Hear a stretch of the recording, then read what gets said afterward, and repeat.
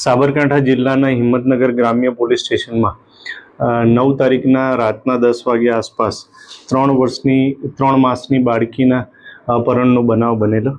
તે સંદર્ભે પોલીસ દ્વારા સીસીટીવી ફૂટેજ તથા અન્ય રીતે તપાસ કરતા જે બાળકીને લઈ જનાર આરોપી છે તે એક પુરુષ તથા એક સ્ત્રી હોવાનું જાણવા મળેલું અને મોટરસાઇકલનો નંબર જાણવા મળેલો. તે આધારે તપાસ કરતા મોટરસાઇકલ ધારક જે છે એ અમદાવાદનો હોવાનું જાણવા મળેલું.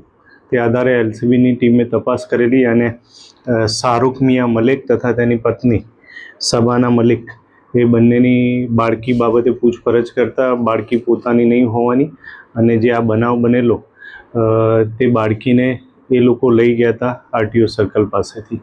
જે બનાવ છે જે કામે બંને પતિ પત્નીને પોલીસ દ્વારા અટક કરી કાયદેસર કાર્યવાહી કરવાની. આ બંને મૂળ અહીંના રહેવાસી નથી હિંમતનગરના, પરંતુ ગઢા ખાતે એ લોકો રહે છે. ખાસ કરીને કેવી રીતે સાહેબ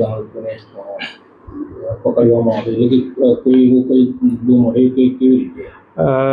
પોલીસે સીસીટીવી ફૂટેજને અન્ય રીતે તપાસ કરતા મોટરસાઇકલ નંબર જાણવા મળેલા અને એ આધારે માલિક જાણવા મળતા અમદાવાદ ખાતે જે એડ્રેસ છે ત્યાં જઈ તપાસ કરેલા તો આ બંને મળી આવે. શાહરૂખ ગઢા ખાતે મદ્રેસામાં સ્ત્રી કામ એટલે કે પરચુરણ કામગીરી કરી રહ્યા છે. પૂછપરછ કરવામાં આવતા બાળકીનું અપહરણ કરવાનું મુખ્ય કારણ બાળકી જે આ પતિ પત્ની છે બંને એમને લગ્નનો 3-4 વર્ષ જેટલો સમયગાળો થયેલો છે ને એમને બાળકો નથી, જેથી અહીંયા જે રહેતા હતા અને આરટીઓ સર્કલ પાસે અવારનવાર આવવાનું થતું હતું ત્યારે જે ફરિયાદી છે એ ભંગાર વીણવાનું ને એવું કામ કરતા હતા અને ગરીબ વ્યક્તિ હોવાથી આ લોકોને એવું હતું કે આ બાળકીનો ઉછેર અમે કરી શકીએ ને એ પોતાને બાળક મળી જાય એ એમનું મનમાં વિચાર હતો. ફરિયાદી પાસે કોઈ પૈસાની વાતચીત કરવામાં આવી, બાળકીને વેચાતી લેવામાં આવી હતી? ફરિયાદી પાસે આજથી 12-15 દિવસ પહેલાં એકાદ વાર વાતચીત થયેલાનું જાણવા મળેલ છે, 1-2 વાર, કે ભાઈ આ બાળકીનું એ લોકો ઉછેર બરાબર નહીં કરી શકે અને અમે કરી શકીશું એવી રીતે વાતચીત થયેલી, પરંતુ એ બાબતે હાલ તપાસ ચાલુ છે.